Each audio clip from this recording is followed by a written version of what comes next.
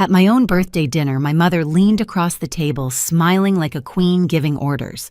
"While everyone's here," she whispered to my dad, "tell your son to go change the locks at her apartment." The clinking fork stopped. My brother didn't question, just stood up and left like it was normal to break into your sister's life on her birthday. For an hour, laughter turned into whispers. Then he came back pale as the tablecloth shaking. "Mom, there's something," he said. Her smile vanished. My stomach dropped. Whatever he saw at my apartment wasn't supposed to be found. When people talk about family, they picture warmth. Birthday candles, laughter, hugs that mean something. Mine always looked the part.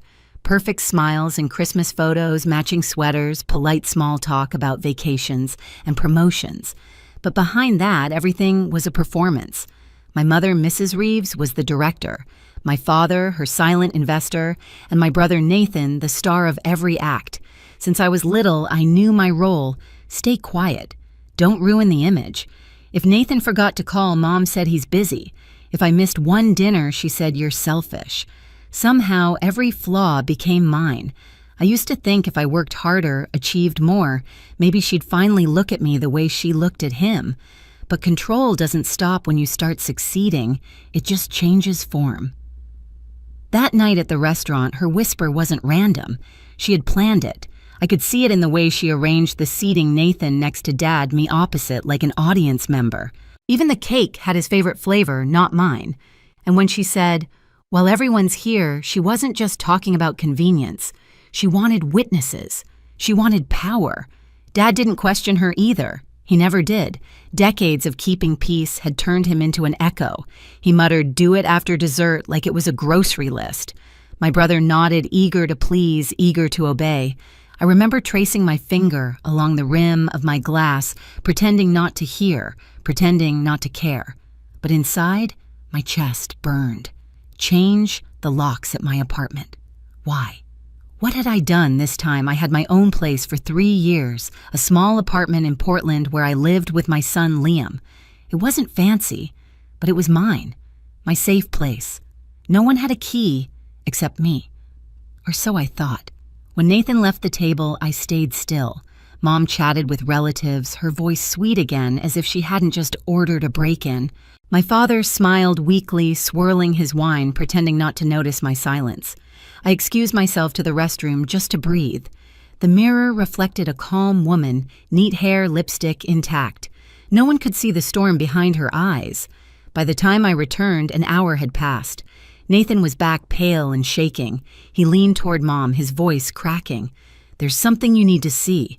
Her expression stiffened. "What do you mean?" He hesitated, eyes darting to me. "There's police tape around her door." The table fell silent. My mother's fork slipped from her hand. I didn't move, didn't blink, because in that moment, I realized the real dinner hadn't even started yet. The drive home felt endless. Street lights flashed over the windshield like heartbeat monitors, steady but cold. My phone buzzed nonstop, Mom, Dad, even Nathan, but I didn't answer. The city outside looked normal, but I could feel something shifting, something that wouldn't go back to the way it was. When I pulled into my apartment complex, 2 police cruisers were parked near the entrance. Blue and red lights pulsed against the brick walls. My stomach twisted. I barely remember getting out of the car, just the sound of gravel under my heels, and a uniformed officer stepping toward me. "Ms. Reeves?" he asked. "I'm Officer Grant. Are you the tenant of Unit 214? Yes." "What's going on?" He checked his notes. "We received a report of a break-in. Your door was forced open, but nothing appears to be stolen. We've sealed it for investigation." I blinked, trying to process. "A break-in? Who would?" He paused. "Do you know anyone who might have a copy of your keys?" My throat tightened. "My brother Nathan Reeves?" The officer glanced up sharply. "And why would your brother have your keys?" I hesitated. "Because my mother told him to." He stared at me for a moment, pen hovering. "Told him to do what? Change my locks." He exhaled through his nose, writing something down. "That's quite an instruction."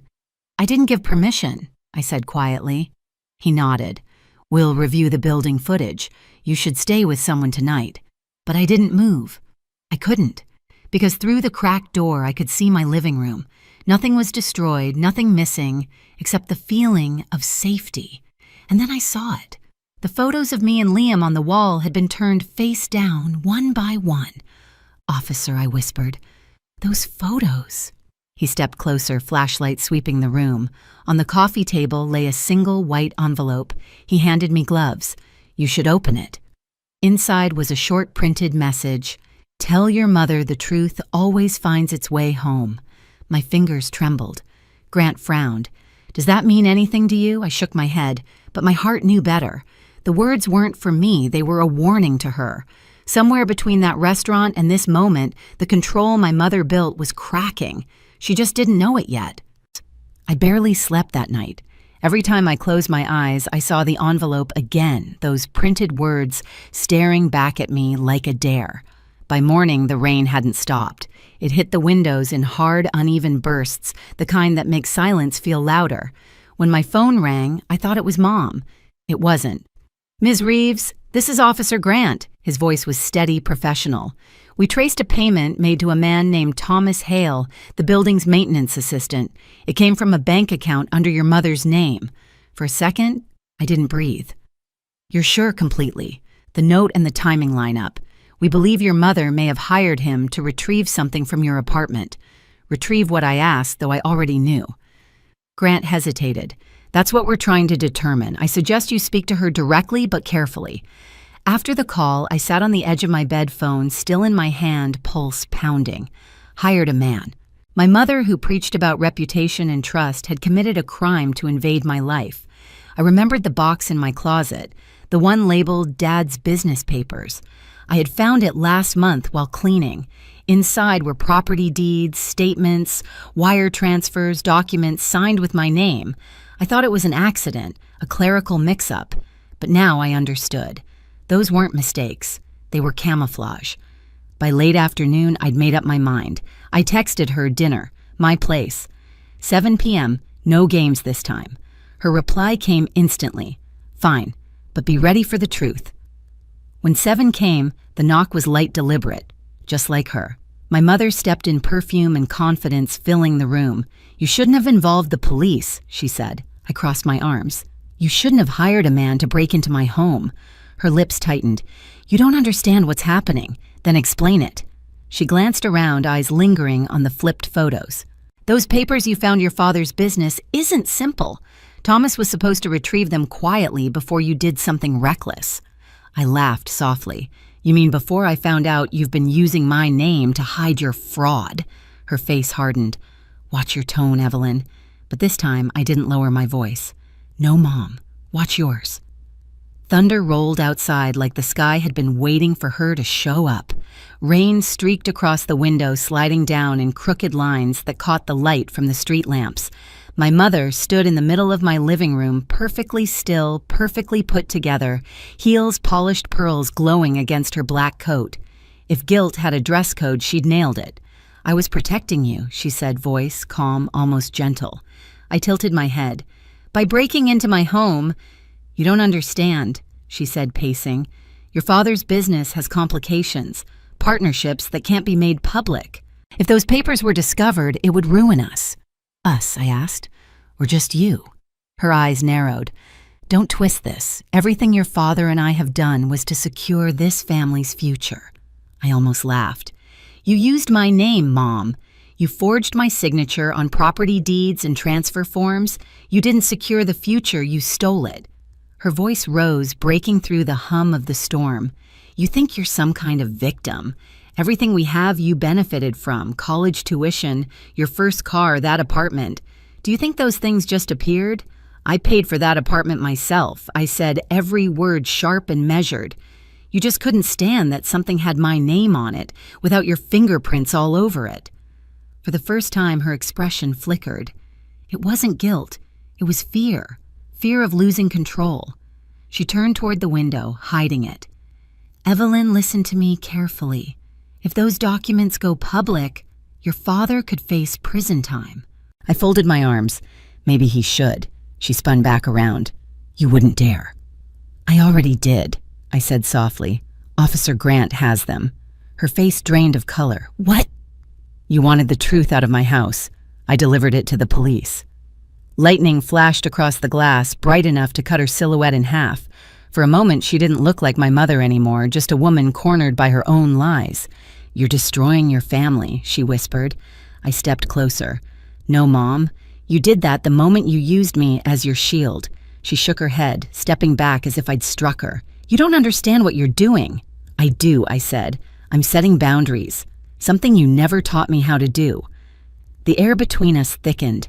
Every word, every silence, every wound we'd both ignored was suddenly there, alive, breathing. Her eyes glistened, not with tears, but rage. "You think you're strong. Because you've got the law on your side, you're naive. The world doesn't care about your little revenge." I looked at her steadily. "It's not revenge, Mom. It's accountability." She laughed, cold and brittle. "You'll regret this." Maybe I said, but at least it'll be my regret. The room went quiet except for the rain. Somewhere outside, a car horn echoed distant and hollow. She stood there, chest rising and falling fast like she was about to lunge or cry or both. Finally, she said it. "If you go through with this, you'll never have a family again." I met her gaze. "Then maybe it's time I build one worth having." She froze. Her face hardened, mask sliding back into place. Without another word, she turned and walked toward the door. The click of her heels against the hardwood was the sound of a legacy breaking apart. Before she reached the handle, I said, "One more thing." She stopped, didn't turn. "You asked why someone flipped the photos in my apartment," I said. "Maybe because even strangers can tell which way is right side up." Her hand trembled just once before she pulled the door open and disappeared into the storm. The sound of thunder followed her out. For a long time, I stood there watching the door sway slightly from the draft. My hands shook not from fear, but from release. I walked to the table where the envelope still lay. I picked it up, tore it in half, then dropped it into the trash. This time, silence didn't feel like surrender. It felt like ownership.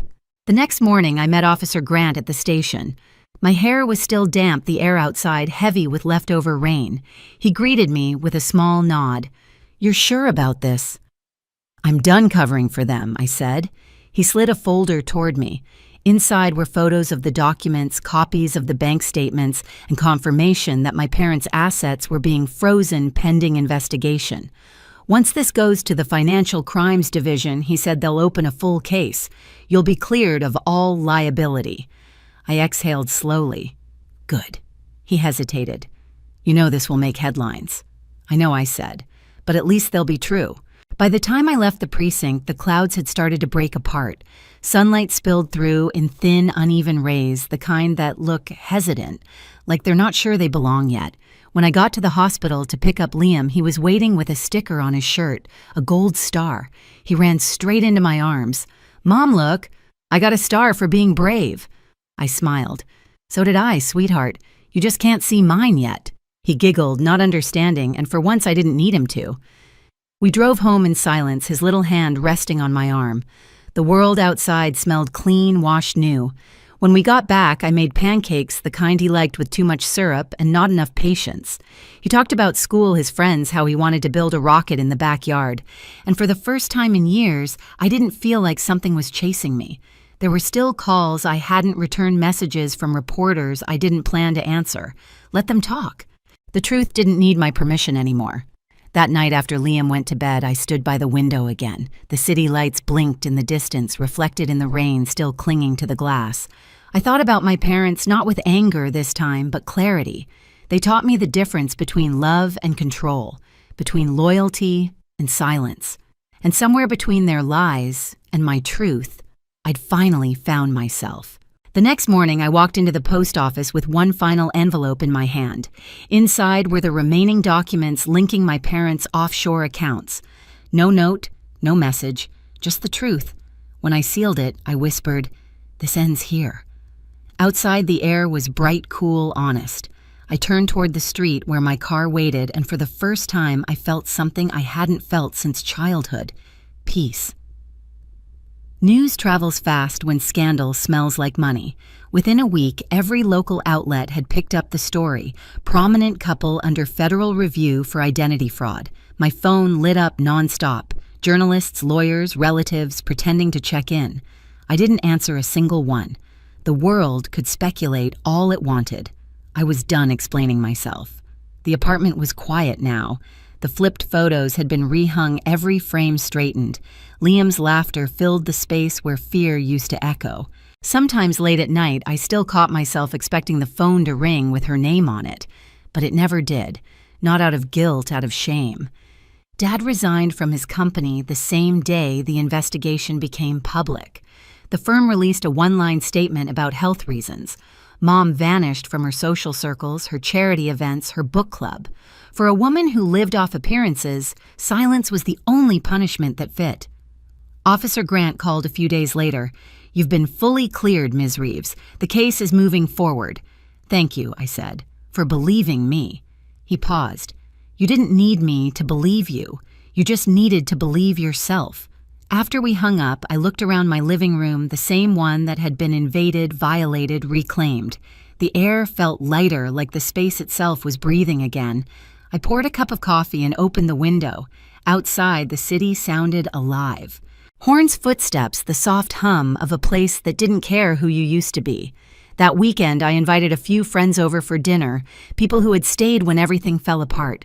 We didn't talk about my parents. We didn't have to. Nana raised her glass and said, "To freedom, and to never apologizing for protecting yourself." I smiled. "I'll drink to that."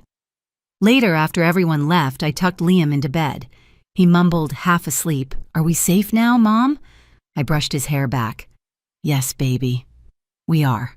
He sighed and drifted off, and for the first time in years, I didn't doubt the words that came out of my mouth. The next morning, sunlight poured through the kitchen window, soft and gold. Liam sat at the table, kicking his legs syrup on his cheek. I flipped pancakes, watching the light move across the floor like it was tracing new boundaries, ones that finally belonged to me. I'd spent years trying to keep the peace. Turns out, peace isn't something you keep. It's something you claim. As I poured coffee, I looked at my son and smiled. This time I said softly, "The locks stay mine." If you've ever had to rebuild yourself after family betrayal, share your story below and hit subscribe. You're not alone here.